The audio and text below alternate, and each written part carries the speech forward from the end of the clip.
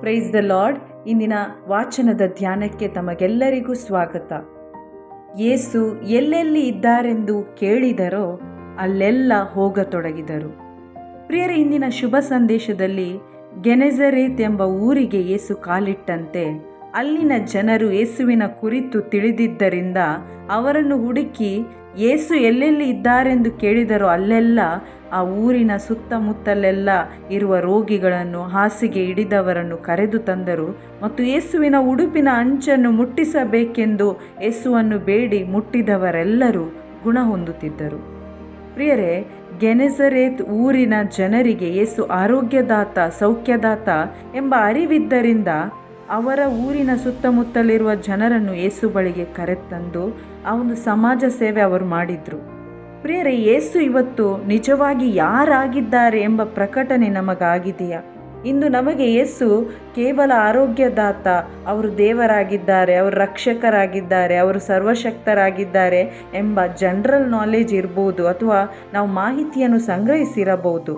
ದಿನನಿತ್ಯ TV channel, YouTube ನ್ಯೂಸ್ಗಳ ಚಾನೆಲ್ಗಳ ಮುಖಾಂತರ ನಾವು ಬೇರೆ ಬೇರೆ ವಿಷಯಗಳನ್ನು ಸಂಗ್ರಹಿಸಿದಂತೆ ಇವತ್ತು ಯೇಸು ಕುರಿತಾದ ನಾಲೆಜ್ ಕುಟುಂಬದಿಂದ, ಸಮಾಜದಿಂದ, ಸಭೆಯಿಂದ ನಾವು ಸಂಗ್ರಹಿಸಿರಬಹುದು.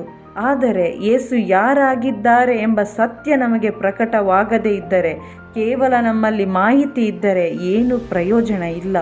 ನಾವು ನಮ್ಮ ಅನುಭವದಿಂದ ಪ್ರಿಯರೇ ಯೇಸುವನ್ನು ಸಾರುವವರಾಗಬೇಕು. ಆವಾಗ ನಮ್ಮ ಜೀವಿತ ಫಲದಾಯಕವಾಗುತ್ತೆ ಮತ್ತು ಯೇಸುವಿಗೂ ನಮ್ಮ ಜೀವಿತದಿಂದ ಮಹಿಮೆಯಾಗುತ್ತೆ. ಇಂದಿನ ಮೊದಲ ವಾಚನದಲ್ಲಿ ಸರ್ವ ಸೃಷ್ಟಿಗೆ, ಭೂಲೋಕ ಪರಲೋಕಕ್ಕೆ ಮೂಲ ಸರ್ವ ಸೃಷ್ಟಿಕರ್ತರು ತ್ರಯೇಕ ದೇವರಾಗಿದ್ದಾರೆ ಎಂಬ ಸತ್ಯವನ್ನು ನಾವು ಧ್ಯಾನಿಸಬಹುದು. ದಿವ್ಯವಾಣಿಯಾಗಿರುವ ಯೇಸು ದೇವರೊಂದಿಗೆ, ದೇವರಲ್ಲಿ ಇದ್ದುದರಿಂದ ಸಮಸ್ತವು ಅವರ ಮುಖಾಂತರವೇ ಉಂಟಾಯಿತು.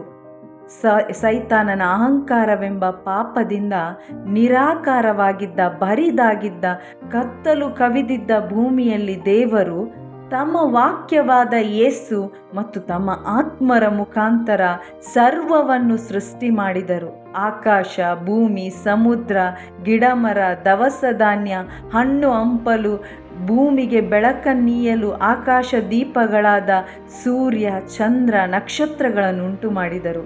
ಎಲ್ಲವನ್ನು ದೇವರು ಸುವ್ಯವಸ್ಥಿತವಾಗಿ, ಓರಣವಾಗಿ, ಸುಂದರವಾಗಿ ತಮ್ಮ ಚಿತ್ತದಿಂದ, ತಮ್ಮ ಶಕ್ತಿಯಿಂದ, ತಮ್ಮ ಮಹಿಮೆಗಾಗಿ ಉಂಟು ಮಾಡಿದರು.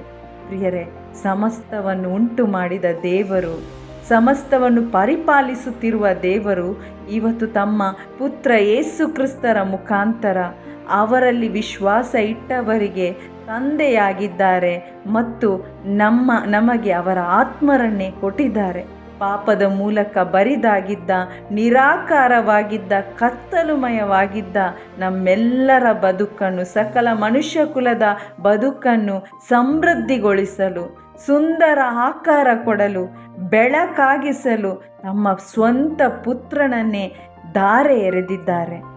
ಪ್ರಿಯರೇ, ಯಾವಾಗ ಯೇಸು ನನ್ನ ರಕ್ಷಕ, ನನ್ನ ಉದ್ಧಾರಕ, ಯೇಸುವೇ ನನ್ನ ಪ್ರಭು ಎಂಬ ಪ್ರಕಟಣೆ ನಮಗಾಗುತ್ತೋ, ಯಾವಾಗ ಯೇಸು ಕ್ರಿಸ್ತರ ಭೇಟಿ ಅನುಭವ ನಮಗಾಗುತ್ತೋ, ನಾವು ಕೂಡ ಯೇಸುವಿಗಾಗಿ ಜೀವಿಸಬಹುದು. ನಾವು ಈ ಲೋಕದಲ್ಲಿ ಸಾಕ್ಷಿಗಳಾಗಿ ದೇವರ ಮಹಿಮೆ ಬೆಳಗಿಸುವ ಅವರ ಮಕ್ಕಳಾಗುತ್ತೇವೆ. ಆಮೇನ್. Praise the lord.